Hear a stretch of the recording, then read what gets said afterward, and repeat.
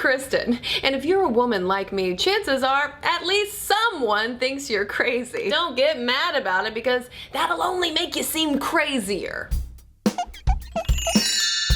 When it comes to casually tossing crazy around, it's not nice to call anybody crazy. So why am I specifically focusing on women? Psychologists who have studied our gendered interpretations of emotions agree that women are often brushed off as crazy if they experience and express negative emotions. What this boils down to in modern day terms is a persistent gendered idea that men are driven by brains and logic and women are driven by their bodies and emotions. How often, for instance, are women asked in response to being upset about something, are you on your period? Are you menopausal? Are you PMSing? This isn't just an issue of men calling women crazy. Women do this to other women a lot, and I've seen it, I've done it. And women are equally capable of gaslighting men. What is gaslighting? It's a term coined by the late forensic psychiatrist Theodore Dorpé to describe an attempt, usually by an emotionally manipulative or outright abusive person,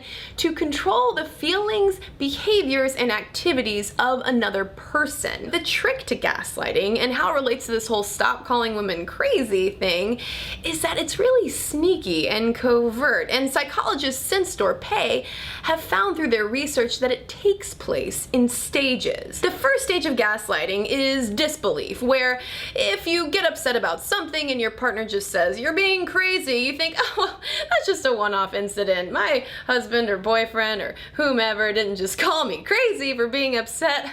Then, as that you're crazy, you're crazy, you're crazy kind of response continues over time, we move into the second phase of defensiveness. The person, when confronted with, oh, you're being crazy, you're being irrational, don't be so emotional, are you on your period, starts to defend their position, doubting their own sense of reality, but also feeling compelled to say, no, seriously, I really do feel this way, no, this really did happen, which only escalates this perception of craziness. Then understandably it segues into the third phase of depression, wherein you're so beaten down by this point that the manipulation has taken full effect and you probably aren't going to express any kind of negative emotion to that person because you know what they're gonna say. Breaking it down like this, it might seem like only an evil mastermind would hatch such a plan, but it's actually a really common dynamic in relationships and even more broadly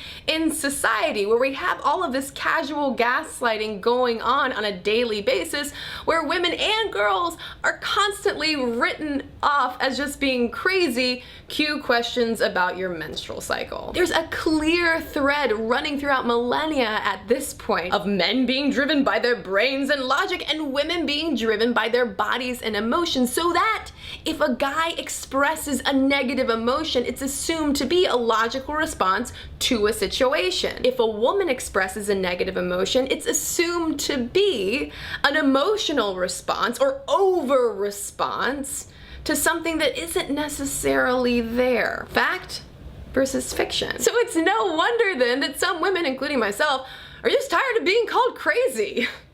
And seriously, stop asking if it's our periods.